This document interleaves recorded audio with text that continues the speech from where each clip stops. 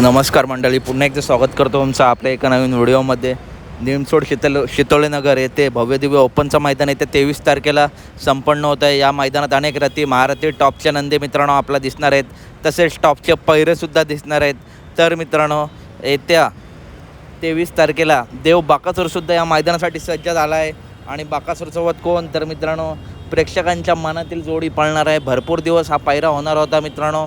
प्रेक्षकांची इच्छा होती. मुंबईमध्ये सुद्धा मित्रांनो बिनजोडला जोडी ही पळणार होती, परंतु काही कारणास्तव मला वाटतं ती शर्यत कॅन्सल झाली होती. परंतु यावेळी जोडी पळणार.